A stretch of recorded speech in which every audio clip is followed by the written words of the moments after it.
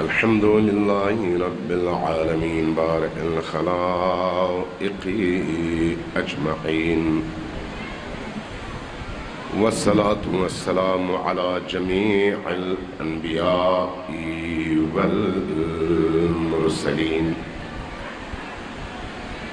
سيما من سمي في الآفاق بأحمد وفي الأرض بأبي القاسم محمد.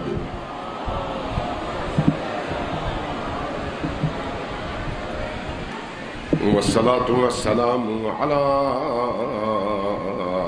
أهل بيته الطيبين الطاهرين المعصومين الميامين، واللعنة الدائمة على أعدائهم أجمعين من يوم عداوتهم إلى قيام يوم الدين. أما بعد، فقد قال الله تبارك وتعالى في كتابه المجيد وهو أصدق القائلين وقوله الحق: بسم الله الرحمن الرحيم. إنما وليكم الله ورسوله والذين آمنوا الذين يقيمون الصلاة ويؤتون الزكاة وهم راكعون. صلوات الله.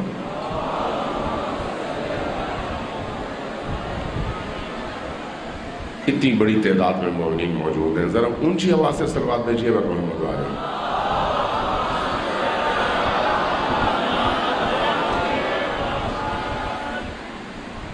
حضرت زہرائے اطہر سلام اللہ علیہا کی خوشنودی کی خاطر آج کی اس عظیم رات میں ایک دفعہ پھر اونچی آواز سے صلوات بھیجیے بر محمد علیہ.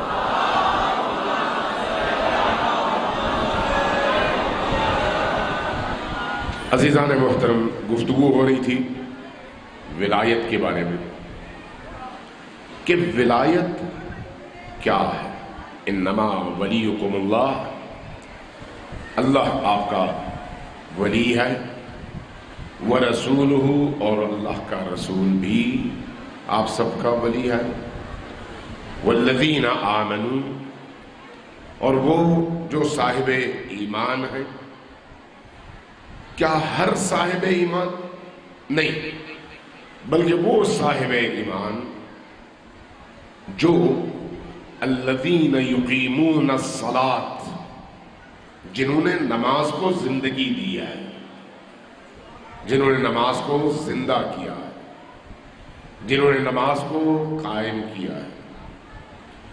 وَيُؤْتُونَ الزَّكَاةَ، اور جنہوں نے زکوٰۃ ادا کیا ہے.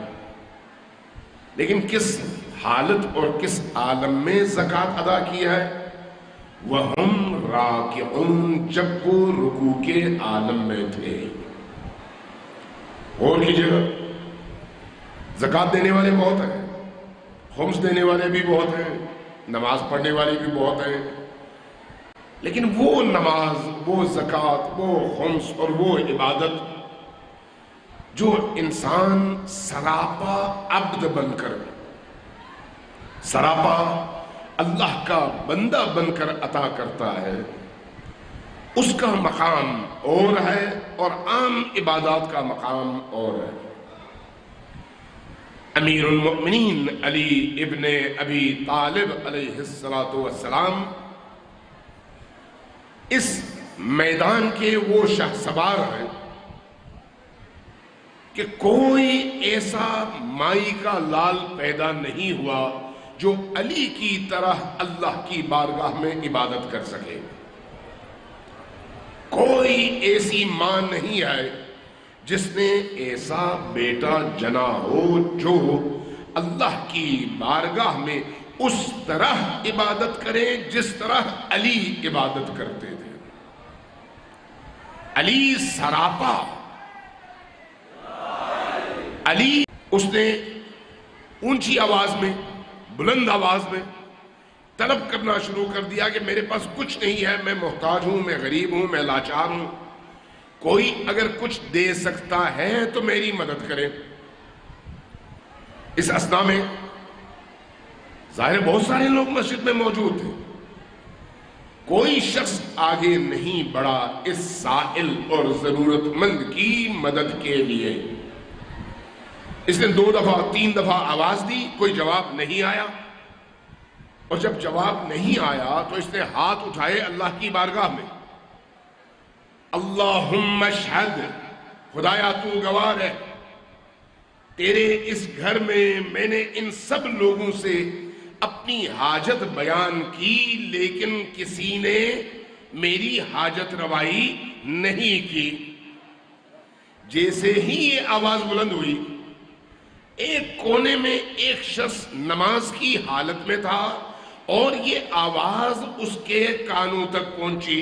جب تک یہ آواز اس کے کانوں تک پہنچتی وہ رکوع تک پہنچ چکا تھا۔ اس رکوع کی کیفیت میں اس نے ہاتھ یوں بڑھایا اور اشارہ کیا، یہ شخص گیا، اس شخص نے اشارہ کیا اپنی انگلیوں کی طرف، اس نے ان انگلیوں میں موجود انگوٹھی اتار لی اور وہ شخص اپنی نماز آگے بڑھاتا رہا، اور نماز جیسے ہی ختم ہوئی یہ سائل بھی واپس مسجد سے جا چکا تھا۔ لیکن معجزہ یہ ہے کہ ادھر نماز ختم ہوئی، ادھر اللہ کے نبی پر وحی اتری کہ اے نبی یہ جان لیجئے کہ انما ولیکم اللہ، ان تمام لوگوں کا ولی اللہ ہے، ورسولہ، اور آپ ہیں جو اللہ کے رسول ہیں، اور والذین آمنوا، اور وہ صاحب ایمان یا صاحبان ایمان ہیں جو رکوع کی حالت میں اس سائل کو زکوٰۃ دیتے ہیں۔ کون ہے؟ علی ابن ابی طالب۔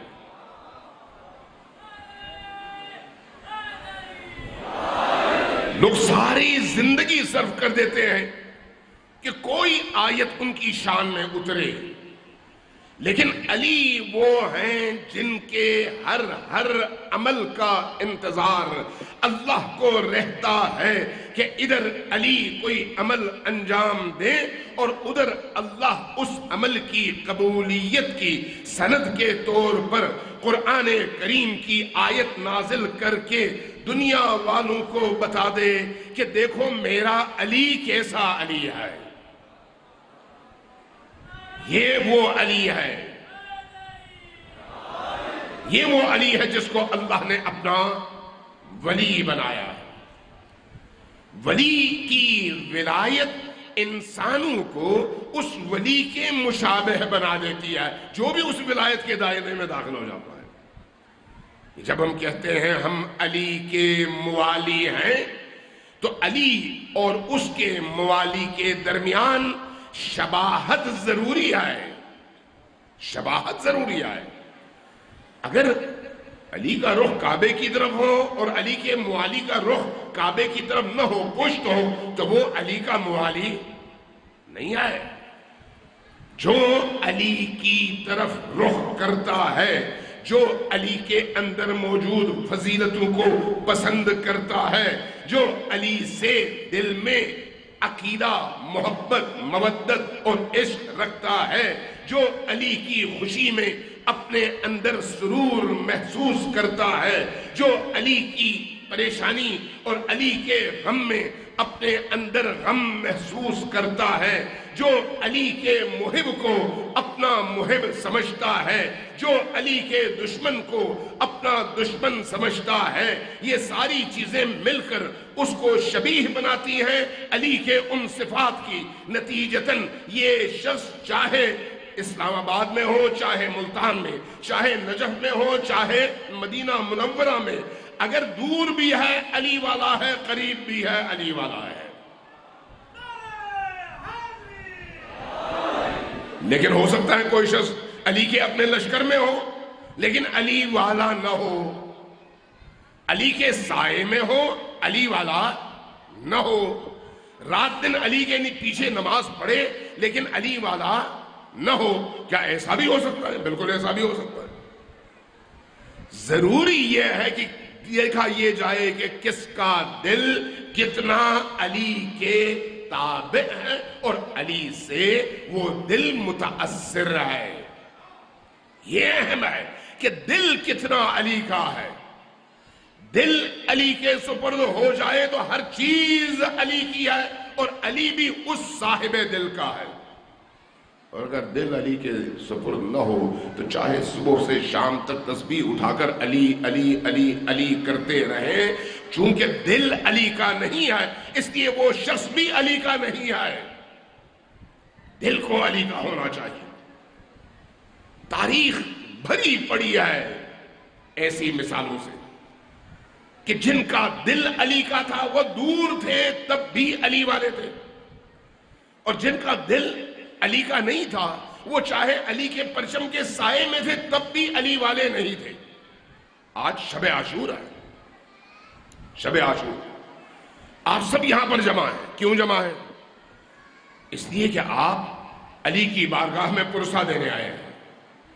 آپ علی کی زوجہ فاطمہ الزہرا سلام اللہ علیہا کی بارگاہ میں پرسہ دینے آئے ہیں. آپ سب نبی کریم کی بارگاہ میں پرسہ دینے آئے ہیں. مائیں، بہنیں، بیٹیاں، جوان، بوڑھے، بچے سب. کیوں؟ اس لیے کہ آپ کے دل علی کے لیے دھڑکتے ہیں اور آپ کے دل اولاد علی کے لیے دھڑکتے ہیں. آپ یہ جو سیاہ پوش بن کر اپنے گھروں سے ننگے پاؤں وضو کر کے پاک و پاکیزہ ہو کر علی کے بچوں کی مجلس میں، حسین ابن علی کی مجلس میں تشریف فرما ہے، یہ آپ کی اسی محبت کی دلیل ہے. دو چیزیں میں عرض کر دوں تاکہ بات واضح ہو جائے. کل عاشور کا دن ہوگا. حسین ابن علی کے قاتل کا کیا نام ہے؟ شمر ابن ذوالجوشن ہے، یعنی شمر ابن ذوالجوشن، جس نے حسین ابن علی کو شہید کیا ہے. آپ جانتے ہیں یہ شمر کون تھا؟ شمر 1 نمبر کا نمازی، کوئی نماز اس کی قضا نہیں ہے. 1 نمبر کا قاری قرآن، ہمیشہ قرآن کریم کی تلاوت میں مصروف. 1 نمبر کا حاجی، فرض حج بھی کیے اور مستحب حج بھی بجا لایا. ان عبادات کے ساتھ ساتھ اس کی ایک اور خصوصیت بھی ہے. شمر ابن ذوالجوشن کی بات کر رہا ہوں میں. اس وقت فرض کریں کہ شمر کی فضیلت ہے، یہ اس کے فضائل ہیں کہ وہ نمازی بھی تھا، روزہ دار بھی تھا، قرآن خوان بھی تھا، حاجی بھی تھا، سب کچھ تھا. ایک اور اس کی خوبی تھی، وہ کیا؟ امیر المؤمنین علی ابن ابی طالب کے لشکر کے ایک حصے کا سپہ سالار بھی رہا ان جنگوں میں جب علی اپنے دشمنوں سے 3 جنگیں لڑ چکے تھے. شمر کون تھا؟ علی کا ساتھی، علی کے لشکر کے ایک حصے کا سپہ سالار. کون؟ شمر. کون شمر؟ وہ جس نے کربلا میں علی کے بیٹے کو شہید کیا ہے. تو اس کا مطلب یہ ہے کہ علی کے سائے میں رہتے ہوئے بھی ہو سکتا ہے کوئی شخص جہنمی ہو. دل جب تک علی کا نہیں ہے، علی کے پرچم تلے بھی انسان جہنم کی طرف محو سفر ہو سکتا ہے. یہی شمر ابن ذوالجوشن، صرف 20 سال گزرے، صرف 20 سال.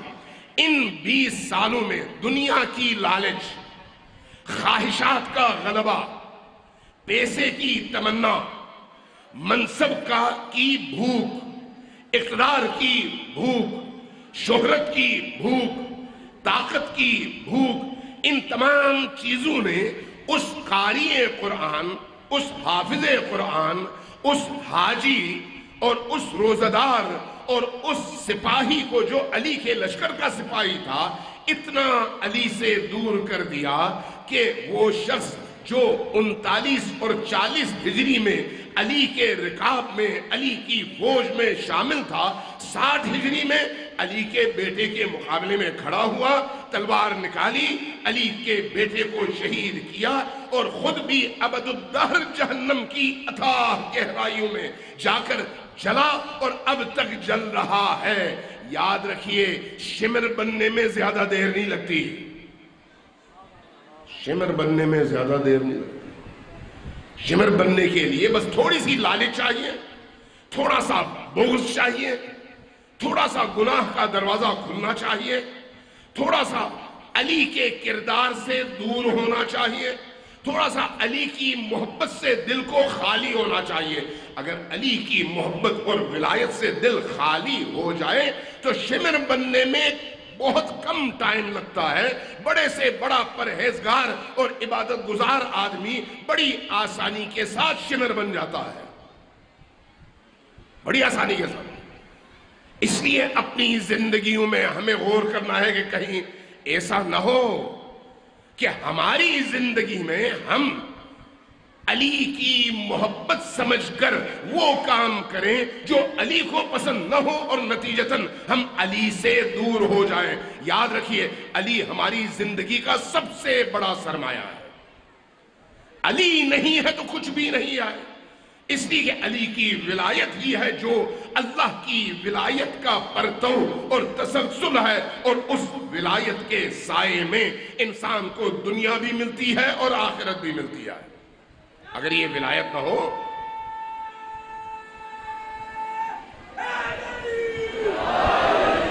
اگر یہ ولایت نہ ہو تو کچھ بھی نہیں ہے۔ میں ایک اور روایت عرض کر دیتا ہوں۔ یہ روایت بحار الانوار کی غالباً 53ویں جلد ہے۔ بحار الانوار کی 113 جلدیں ہیں، احادیث کی کتاب ہے۔ وہاں پر علامہ مجلسی نے یہ واقعہ نقل کیا ہے۔ واقعہ کس کا ہے؟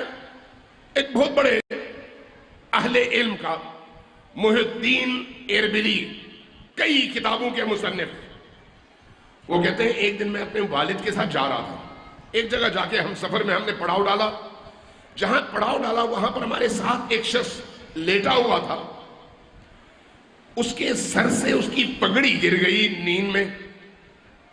میں نے دیکھا اس کے سر پہ بہت گہرے زخم کا نشان ہے۔ توجہ ہے آپ کی؟ جس کی توجہ ہے ذرا اونچی آواز سے صلوات بھیجیں۔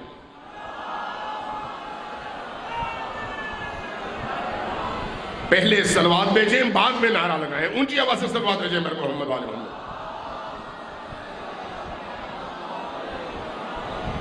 محی الدین ابن اربیلی کہتے ہیں کہ میں نے دیکھا اس کے سر پہ بہت گہرا زخم کا نشان ہے، جس سے اس کا سر ایک طرف سے دوسرے طرف تک پھٹا ہوا ہے، اگرچہ اب ٹھیک ہو گیا ہے لیکن زخم پرانا ہے۔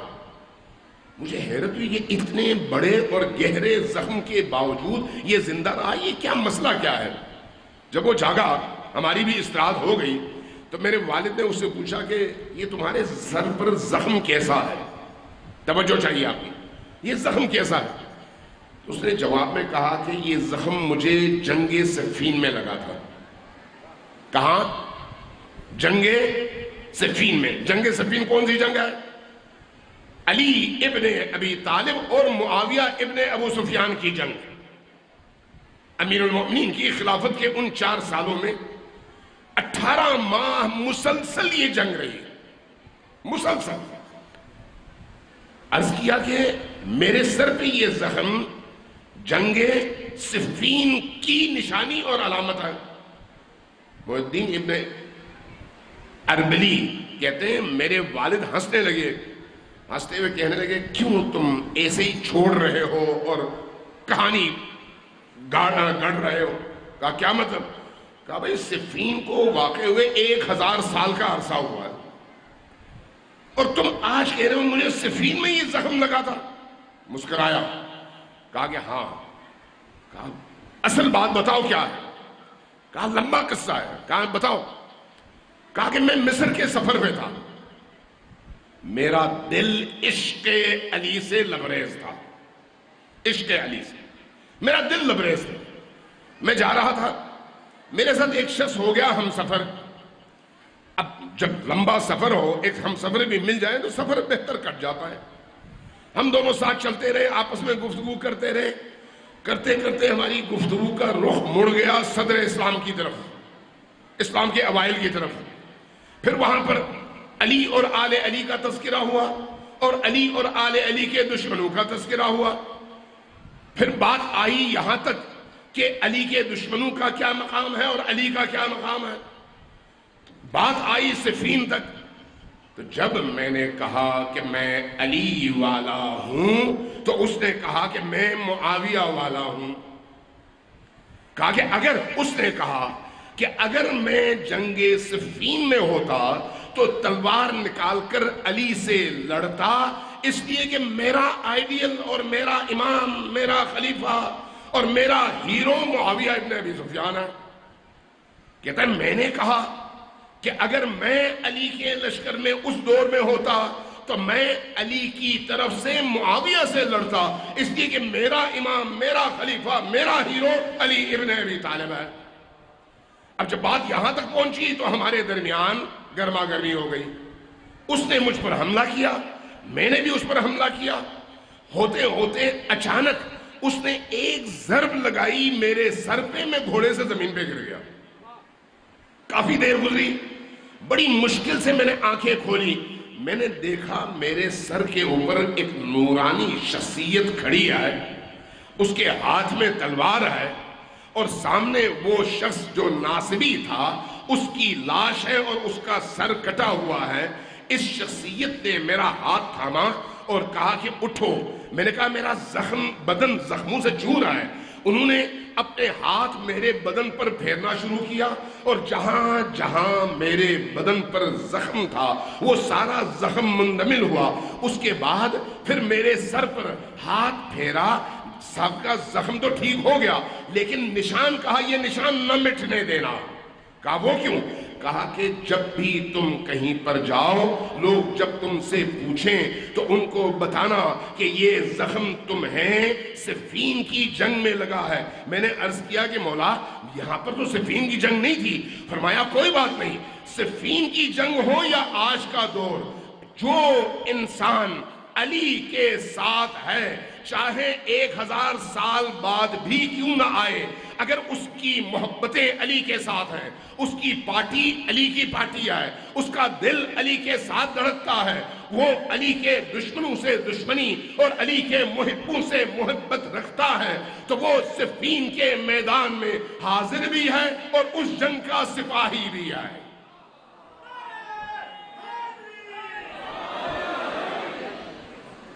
آج آپ لوگ یہاں پر امام حسین علیہ السلام کی بارگاہ میں سلام عقیدت پیش کرنے آئے ہیں.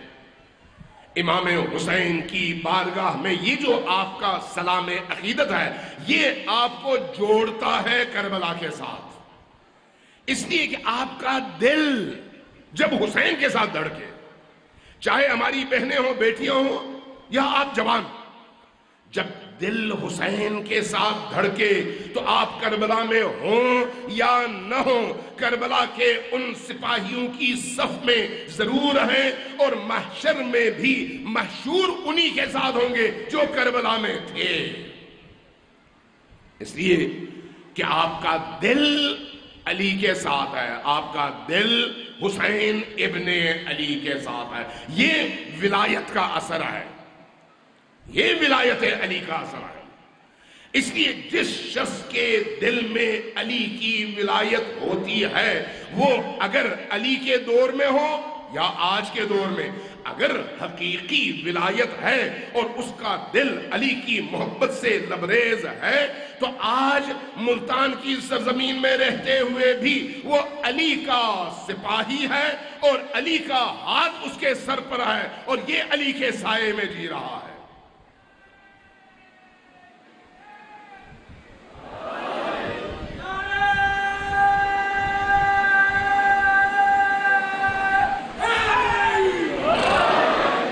اس لیے آج بھی جو بھی علی کے رستے کو روکنے کی کوشش کرتا ہے اور آپ اٹھ کر اس رستے کو کھولتے ہیں تو گویا آپ کربلا میں بھی ہیں اور صفین میں بھی ہیں. اس لیے کہ آپ نے علی کے رستے کو کھلا رکھنے کی کوشش کی ہے، علی کے ذکر کو، اولاد علی کے ذکر کو زندہ رکھنے کی کوشش کی ہے. یہی ولایت کا اثر ہے کہ آپ اس ولایت کے آئینے میں اور اس ولایت کے دائرے میں علی کی محبت کی اس دولت کے ساتھ دنیا والوں کے مقابلے میں پوری طاقت کے ساتھ کھڑے رہے کہ ہم علی والے ہیں، چاہے سر گردن پر رہے یا نہ رہے۔ علی والا ایسا ہو، علی والے ایسے ہوتے ہیں۔ اب وہ علی والا جس کا دل علی کے ساتھ دھڑکتا ہو، اس کے بارے میں رسول کریم کی ایک حدیث ہے اور عجیب حدیث ہے، حب علی حسنۃ لا تضر معها سیئۃ۔ علی کی محبت اور مودت ایک ایسا حسنہ اور ایک ایسی نیکی ہے کہ اگر کسی کے اندر یہ نیکی اور یہ نورانیت، یہ تعلق زندہ ہو جائے تو کوئی بڑی سے بڑی برائی اور گناہ اس کو چھو نہیں سکتی، اور وہ ہمیشہ محفوظ رہتا ہے، ہمیشہ محفوظ رہتا ہے۔ حب علی حسنۃ لا تضر معها سیئۃ۔ اگر کسی کے اندر علی کی محبت ہے تو اس کو کوئی گناہ اس کو چھو نہیں سکتی، گناہ کے نقصانات سے وہ محفوظ رہتا ہے، اس لیے کہ گناہ اس سے ہمیشہ دور رہتا ہے۔ یہ علی کی محبت کا اثر ہے، یہ علی کی ولایت کا اثر ہے۔ جس کے اندر علی کی ولایت ہوتی ہے وہ جھوٹ نہیں بولتا، جس کے اندر علی کی ولایت ہوتی ہے وہ غیبتیں نہیں کرتا، جس کے اندر علی کی ولایت ہوتی ہے وہ چغلیاں نہیں کرتا، جس کے اندر علی کی ولایت ہوتی ہے وہ آگ نہیں لگاتا، جس کے اندر علی کی ولایت ہوتی ہے وہ علی والوں کو ایک دوسرے کا دشمن نہیں بناتا، جس کے اندر علی کی ولایت ہوتی ہے وہ علی والوں کو جوڑتا ہے، توڑتا نہیں ہے، جس کے اندر علی کی ولایت ہوتی ہے وہ علی کے پرچم تلے علی کے ماننے والوں کو متحد کرتا ہے، اختلاف پیدا نہیں کرتا، جس کے اندر علی کی ولایت ہوتی ہے وہ ہمیشہ شجاع بھی ہوتا ہے، بہادر بھی ہوتا ہے، سر کٹانے کے لیے تیار بھی ہوتا ہے، لیکن میدان عمل میں جب امتحان کا وقت آئے تو بھاگتا کبھی بھی نہیں ہے، اس لیے کہ اس کے اندر علی کی ولایت ہے۔ علی کی ولایت یہ اثرات دکھاتی ہے، بزدلی کا علی کی ولایت سے کوئی تعلق نہیں ہے، بے غیرتی کا علی کی ولایت سے کوئی تعلق نہیں ہے، حرام کا علی کی ولایت سے کوئی تعلق نہیں ہے، چاہے وہ حرام نگاہوں کا حرام ہو، زبان کا حرام ہو، کانوں کا حرام ہو یا پیٹ کا حرام، لقمہ حرام کا علی والوں سے کوئی تعلق نہیں ہے۔ میں آپ کو عجیب بات بتاتا ہوں، شب عاشور ہے آج، امام حسین علیہ السلام نے شب عاشور اپنے ساتھیوں کو جب جمع کیا، بعض روایات کہتی ہیں کہ شب عاشور علی کے اس خانوادے کے ساتھ دینے والوں کی تعداد 1000 سے زیادہ تھی، 1000 سے زیادہ۔ امام حسین علیہ السلام نے ان کو مخاطب کیا اور کہا کہ اب اس کے بعد، اس رات کے بعد صرف وہی لوگ میرے ساتھ کل صبح میدان عمل میں حاضر ہوں گے جن کے ذمے کسی اور انسان کا کوئی حق نہ ہو۔ توجہ ہے میں کیا عرض کروں؟ صرف وہی میرے ساتھ کھڑا ہوگا جس کے ذمے کسی دوسرے انسان کا کوئی حق نہ ہو۔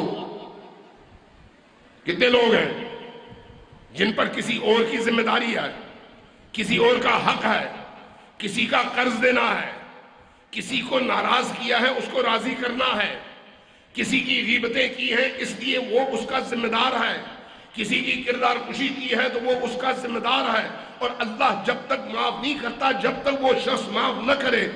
حسین ابن علی فرماتے ہیں کہ تم میں سے جن کے ذمے کسی اور کا حق ہے وہ کھڑا ہو جائے، کھڑے ہو جاتے ہیں، فرماتے ہیں جاؤ پہلے مخلوق خدا کا حق ادا کرو، اس کے بعد آؤ، اگر تب تک آ سکے تو میرے لشکر میں شامل ہو جانا۔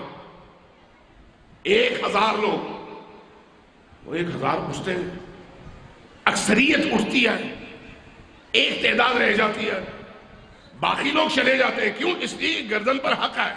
اب جب گردن پر حق ہے تو حسین کیا فرماتے ہیں؟ حسین فرماتے ہیں کہ میرے ساتھ جو ہوگا وہ سب سے زیادہ پاکیزہ انسان ہوگا، پاکیزہ ہوگا تو میرے ساتھ ہوگا۔ شب عاشورہ ہے، پاکیزہ ہوگا تو میرے ساتھ ہوگا۔ لہذا وہ لوگ اڑ جاتے ہیں جو لوگ باقی رہتے ہیں۔ اب یہ لوگ وہ ہیں جن کے ذمے کوئی حق الناس نہیں آئے، انسانوں کا حق نہیں آئے۔ اب امام حسین دوسرا کام کرتے ہیں، وہ کیا ہے؟ وہ بھی بڑا عجیب ہے۔ فرماتے ہیں کہ دیکھو یہ جو یزیدی لشکر ہے ان کو صرف میری بیعت چاہیے، تمہاری نہیں۔ تم لوگ ایک کام کرو، چلے جاؤ، میں تم سے بیعت اٹھا رہا ہوں، تم لوگوں کی جان میں بخش رہا ہوں، تم نے مجھ سے بیعت کی، میں بیعت اٹھا رہا ہوں، تم لوگ جاؤ اور جا کے آرام سے اپنی زندگی گزارو، چونکہ یزید کو صرف مجھ سے بیعت چاہیے، تم سے نہیں۔ اصحاب حسین ایک ایک کر کے اپنی تلواریں نکال کر اپنی گردن پر رکھ کر حسین ابن علی کو مخاطب کر کے اپنی وفاداری کا اعلان کرتے ہیں۔ ایک صحابی کہتا ہے 100 بار اگر مجھے جان ملے اور یہ جان جائے پھر بھی میں آپ کو چھوڑ کر نہیں جاؤں گا، آپ کو چھوڑ کر نہیں جاؤں گا۔ ایک صحابی کہتا ہے کہ ابن رسول اللہ، آپ کو چھوڑ کر ہم جائیں اور زندگی کا رستہ اختیار کریں؟ آپ کے پاس زندگی ہے تو کیا ہے؟ اگر زندگی ہے تو وہ آپ کے ساتھ ہے، اور آپ کے ساتھ اگر موت آئے تو یہی ہمارے لیے اصل زندگی ہے۔ اور اس کے بعد اپنی وفاداری کے اعلان کے لیے تشبیہ عرض کرتے ہیں، فرماتے ہیں کہ یا ابن رسول اللہ، یا ابا عبداللہ، اے میرے مولا حسین، اگر اللہ مجھے 1000 بار جان دے اور ہر دفعہ مجھے سر کٹانا پڑے، میری لاش کو جلا دیا جائے اور اس لاش کی راکھ کو، جلی ہوئی راکھ کو ہوا میں اڑا دیا جائے، مجھے دوبارہ زندگی ملے، دوبارہ یہی کام کیا جائے، دوبارہ زندگی ملے، دوبارہ یہی کام کیا جائے، یہاں تک کہ 1000 بار میرے ساتھ یہ عمل دہرایا جائے، تب بھی اے فرزند علی و زہرا، میں آپ کو چھوڑ کر ایک لمحے کے لیے جانے کا تصور نہیں کر سکتا، میں آپ کے قدموں پر اپنا سر دوں گا اور مروں گا، یہی میری دنیاوی سعادت بھی ہے اور اخروی سعادت بھی ہے۔ امام حسین علیہ السلام ایک جملہ ارشاد فرماتے ہیں کہ ٹھیک ہے تم جاؤ، میں نے بیعت اٹھا لی، قیامت کے دن تمہاری جنت کی ضمانت میں دیتا ہوں، تمہیں جنت مل جائے گی، جنت تمہیں مل جائے گی، تم جاؤ۔ کوئی نہیں ہلتا۔ فرماتے ہیں یوں کرو، میرے بیوی بچوں اور ان معصوموں کا ہاتھ تھامو اور ان کو مدینہ پہنچاؤ، اپنی بھی جان بچاؤ اور ان کو بھی لے جاؤ۔ یہ سب کچھ آفرز ہیں۔ یہ آفرز کیوں ہیں؟ تاکہ سامنے والوں کے ایمان کو تولا جائے اور تا قیام قیامت آنے والے انسانوں کو بتایا جائے کہ حسین کے ساتھ جو لوگ عاشور کے دن میدان کربلا میں 61 ہجری کے عاشور کے عصر تک کھڑے رہے، ان میں سے کوئی بھی مجبور نہیں تھا، سب اختیار کے ساتھ آئے ہوئے تھے۔ حسین ابن علی نے اپنے اس عمل کے نتیجے میں ان سے یہ اعتراف لے کر دنیا کو بتایا کہ دیکھو میرے ساتھ ایسے لوگ ہیں، میرے ساتھ ایسے لوگ۔ جب کوئی اپنی جگہ سے نہ ہلا اس کے بعد امام حسین نے فرمایا کہ میں اللہ کا شکر ادا کرتا ہوں کہ اللہ نے مجھے جس طرح کے اصحاب دیے وہ کسی اور کو نہ دیے۔ حسین ابن علی کے ساتھی ایسے ہیں۔ علی کی زندگی میں بھی اتنی بڑی تعداد میں، جو کہ کربلا میں حسین ابن علی کو ملی تعداد امام علی کو نہیں ملی۔ امام علی کے ساتھی بہت کم تھے، امام حسن کے ساتھی بہت کم تھے، نعرے لگانے والے بہت تھے، لیکن میدان عمل میں آخری وقت تک بلا چون و چرا علی کے ہر حکم پر آنکھیں بند کر کے اپنی جان دینے کے لیے تیار لوگوں کی تعداد ہمیشہ کم رہی ہے۔ حسین ابن علی اس لیے اللہ کی بارگاہ میں شکر ادا کرتے ہیں کہ اللہ نے مجھے ایسے اصحاب دیے۔ اور اس کے بعد جو ارشاد فرماتے ہیں وہ یہ ہے کہ اب تیاری کر لو، اس لیے کہ تمہارے اور بہشت کے درمیان صرف ایک رات کا فاصلہ ہے۔ یہ رات، یہی رات جس کی صبح کے ہوتے ہی تم اللہ کی بارگاہ میں جنت میں پہنچنا شروع ہو جاؤ گے اور میرے نانا اور میرے بابا علی کے ہاتھوں حوض کوثر کا پانی پیو گے اور سیراب ہو جاؤ گے۔ یہ ہے علی کی ولایت کا اثر، یہ ہے علی کی محبت کا اثر، یہ ہے علی کی ولایت کے نتیجے میں انسان کی معراج، وہ معراج جہاں تک علی کی ولایت اس کو پہنچاتی ہے پاکیزگی کے نتیجے میں۔ آئیے ذرا چند جملے حسین ابن علی کی بارگاہ میں تسلیت اور تعزیت کے عرض کریں، چند جملے۔ السلام علی الحسین وعلی علی ابن الحسین وعلی اولاد الحسین وعلی اصحاب الحسین۔ اے ابا عبداللہ الحسین، آپ پر ہم سب کے زخمی دلوں کا سلام۔ حسین ابن علی صرف آج ایک رات کے مہمان، کل اس وقت میدان کربلا کا منظر بالکل اور ہوگا۔ ابھی جتنے بھی خیمے ہیں وہاں پر شمع روشن ہے، ہر خیمے سے کہیں سے قرآن پڑھنے کی آواز آ رہی ہے، کہیں سے نمازوں کی آوازیں آ رہی ہیں، کہیں سے ذکر کی آوازیں آ رہی ہیں، ہر طرف ذکر ہے، چہل پہل ہے اور زندگی ہے۔ لیکن کل کیا ہے؟ کل اس وقت نہ خیمہ ہے اور نہ کوئی مرد زندہ ہے، بلکہ خیموں کے جلتے ہوئے اس باڈی سے دھواں اٹھتا ہوا اور شعلے اٹھتے ہوئے نظر آئیں گے، اور دنیا دیکھے گی کہ یہ آباد لوگوں کی دنیا نہیں ہے، یہ غریبوں کی شام ہے۔ آج یہ سب موجود ہے، یہ ایک رات ہے۔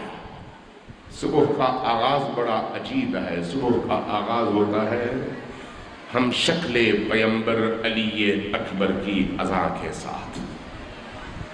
وہ شبیہ ہے پیمبر جب اذان دیتے ہیں تو اس اذان کے نتیجے میں ایک گریے کی کیفیت سارے مجمع پہ چھا جاتی ہے اصحاب حسین کے۔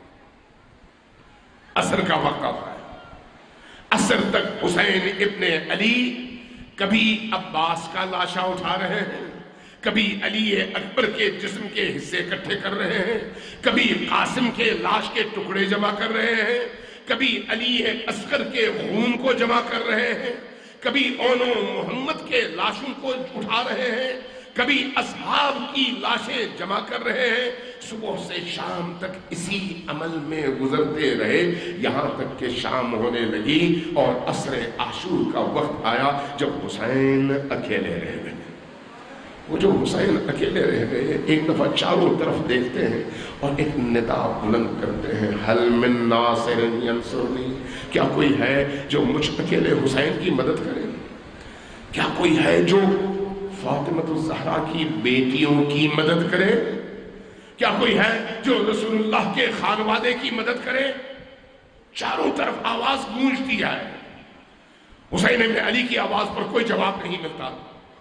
مورخین نے لکھا ہے کہ ایک وقت ایسا آیا، حسین لڑتے لڑتے لڑتے لڑتے تھک گئے، اپنے تلوار کے سہارے کھڑے ہوئے اور پسینے سے شرابور ہیں، اپنے پسینے کو پونچھ رہے ہیں۔ اس موقع پر ایک طرف سے ایک تیر آیا اور حسین کی پیشانی سے ٹکرایا۔ یہ جو تیر آیا حسین کی پیشانی سے ٹکرایا، خون کا فوارہ ابل پڑا۔ حسین ابن علی نے اس خون کو روکا، اپنے چہرے کو خون سے صاف کیا، پھر دوبارہ جنگ میں مصروف ہوئے۔ ایک وقت آواز آئی، اے حسین، آپ کے خیمے کی طرف لشکر اشقیاء کا رخ ہو گیا۔ یہ کون سا وقت تھا؟ جب حسین ابن علی دشمنوں کی صفوں کو چیرتے ہوئے فرات کے اس نہر میں اتر چکے تھے اور پانی تک پہنچ چکے تھے۔ تاریخ کہتی ہے کہ جب پانی میں پہنچے، جیسے عباس پہنچے تھے ویسے حسین بھی پہنچے۔ حسین ابن علی اپنے ذوالجناح کی پشت پر، ذوالجناح سے فرما رہے ہیں کہ اے گھوڑے آج تو بھی پیاسا ہے میں بھی پیاسا ہوں, پہلے تو پانی پی لے تاکہ بعد میں پانی پیوں. جیسے ہی یہ آواز حسین بن علی نے دی اور ذوالجناح نے یہ آواز سنی, ذوالجناح نے اپنا منہ اٹھایا اور سر اٹھا کر گویا انکار کیا کہ مولا آپ پیاسے ہوں تو میں کیسے پانی پی سکتا ہوں. حسین بن علی نے پانی اٹھایا, تاریخ کہتی ہے پانی اٹھایا چلو میں, جیسے ہی چلو میں پانی اٹھایا ایک آواز آئی, اے ابا عبداللہ الحسین آپ پانی تک پہنچ گئے اور آپ کے گھر والوں پر, آپ کے خیموں پر حملہ ہو چکا ہے. حسین بن علی نے وہیں پر پانی پھینکا اور فوراً خیمے کی طرف واپس پلٹے. جب خیمے میں پہنچے تو دیکھا کہ ایسی کوئی بات نہیں ہے, صرف اتنی سی بات تھی کہ حسین کو پانی سے روکنا مقصود تھا, طاقت سے نہ روک سکے مکر اور فریب سے روکا. حسین بن علی اندر آئے. حسین بن علی اپنے اس گھر سے اور خانوادے سے کئی دفعہ رخصت ہوئے ہیں اور کئی دفعہ الوداع کہا ہے انہوں نے, کئی دفعہ. ہر دفعہ الوداع کی کیفیت بڑی عجیب ہے, کبھی کوئی ایک نقطہ کبھی دوسرا نقطہ. یہ جو ایک الوداع ہے وہ بڑا عجیب ہے کہ حسین زینب کبریٰ سلام اللہ علیہا سے اپنے پرانے کپڑے مانگتے ہیں. پرانے کپڑے جب آتے ہیں تو ان پرانے کپڑوں کو جگہ جگہ سے سوراخ کرتے ہیں. ایک کپڑا آتا ہے شلوار کے طور پر, وہ ذرا چھوٹی ہوتی ہے شلوار, اس چھوٹی شلوار کو دیکھ کر فرماتے ہیں کہ یہ جو چھوٹی شلواریں پہننا ہے یہ ذلیل لوگوں کا کام ہے, عزتدار لوگ ایسی شلوار نہیں پہنتے, لہٰذا اس کو واپس کرتے ہیں اور بڑی شلوار منگواتے ہیں, پھر اس کو جگہ جگہ سے سوراخ کرتے ہیں, پہنتے ہیں اور اس کے اوپر پھر اپنا وہی لباس پہنتے ہیں جو سب سے اعلیٰ لباس تھا. لباس پہننے کے بعد, جنگ کے ہتھیار سجانے کے بعد اب جب باہر آ رہے ہیں تو خیمے میں کوہرام برپا ہے, اس لیے کہ زینب رو رہی ہے کہ مولا جو گیا واپس نہیں آیا, اب آپ جا رہے ہیں ہم کس کے سپرد ہوں گے. حسین بن علی زینب کبریٰ سے مکالمہ فرما رہے ہیں. اس مکالمے میں بعض مورخین نے لکھا ہے کہ جب مکالمہ ہو رہا تھا تو زینب کبریٰ سے حسین بن علی نے کہا کہ بہن زینب اب یہ میری الوداعی ملاقات ہے, اس الوداعی ملاقات میں مجھے ایک وصیت پر عمل کرنے دو. بھیا وہ کون سی وصیت ہے, ذرا قریب آؤ. قریب آئے, بازوں سے کپڑا ہٹایا اور بازوں کا بے ساختہ بوسے دینے لگے. جیسے ہی بوسے دینے لگے زینب کبریٰ روئی. پوچھا بھیا یہ بوسے کیوں؟ کہا کہ میرے بابا نے فرمایا تھا کہ ایک وقت آئے گا تمہاری بہن زینب کے ان بازوں کو رسیوں سے باندھا جائے گا اور کوفہ و شام کے بازاروں میں پھرایا جائے گا.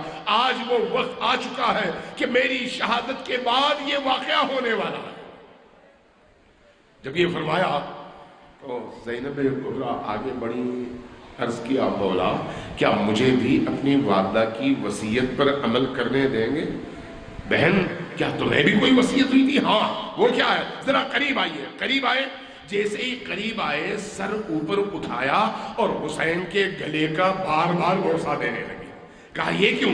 کہا میری ماں نے فرمایا تھا کہ وہ مقام جہاں پر شمر کا خنجر چلے گا اس مقام کا بوسہ میری طرف سے دینا. اب حسین ابن علی رخصت ہو کر آئے, ذوالجناح پر بیٹھے میدان کی طرف آ رہے ہیں. اچانک گھوڑا دیکھا خاموش ہے, آگے نہیں بڑھ رہا. ایڑ لگائی, آگے نہیں بڑھ رہا. دیکھتے ہیں وجہ کیا ہے. ذرا نیچے جھک کر دیکھا. کیا دیکھا؟ ننھی سکینہ آئی ہے اور گھوڑے کے پاؤں سے یوں لپٹ گئی ہے کہ بابا مجھے کس. حسین ابن علی اسب کی پشت پر سے زمین پر تشریف لاتے ہیں. مورخین لکھتے ہیں کہ منظر ایسا تھا کہ اب جب گھوڑے کی پشت پر سے زمین پر آئے تو نہ حسین زمین پر تھے نہ آسمان پر تھے. کیوں؟ اس لیے کہ تیروں کے اوپر حسین لیٹے ہوئے تھے, تیروں کے اوپر. ایک وقت ایسا آیا کہ چاروں طرف سے حملے ہوئے, پتھر برسائے گئے. حسین بن علی اپنی زندگی کی آخری سانسیں لے رہے ہیں. اس اثنا میں شمر ابن ذوالجوشن آتا ہے اور سینہ حسین پر چڑھنے کی کوشش کرتا ہے. حسین ابن علی اپنی خون آلود آنکھوں سے تھوڑا سا خون صاف کر کے اس لعین کے چہرے کی طرف دیکھتے ہیں اور دیکھنے کے بعد فرماتے ہیں اے شمر کیا تمہیں معلوم ہے تم نے کس مقام پر قدم رکھا ہے؟ تمہیں معلوم ہے یہ کون سا مقام ہے؟ کون سا مقام ہے؟ یہ وہ مقام ہے جہاں کے بوسے میرے نانا رسول اللہ لیا کرتے تھے، جہاں کے بوسے میرے بابا علی مرتضیٰ لیا کرتے تھے، جس کے بوسے میری والدہ فاطمۃ الزہرا لیا کرتی تھی۔ آج تم نے اس مقام پر قدم رکھا ہے۔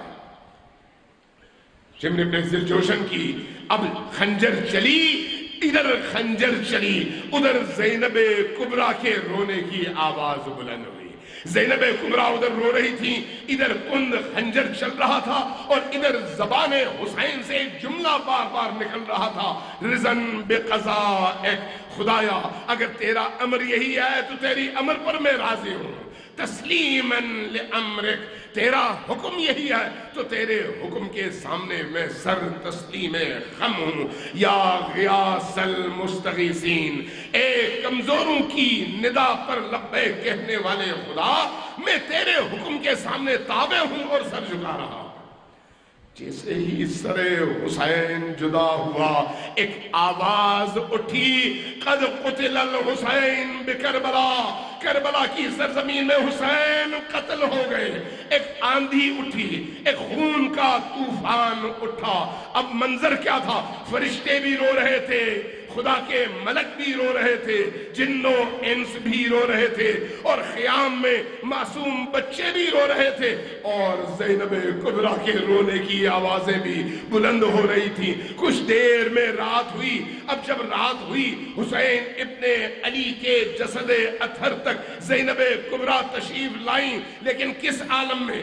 اس عالم میں کہ جب آئیں تو دیکھا گردن پر اور آپ کے بدن پر سر نہیں ہے۔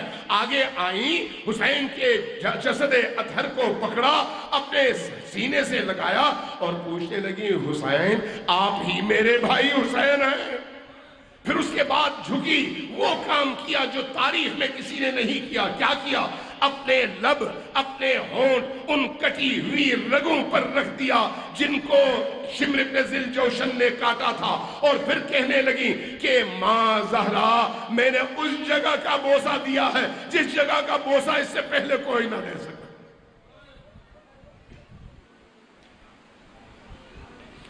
انا للہ و انا الیہ راجعون، وسيعلم الذین ظلموا ای منقلب ینقلبون۔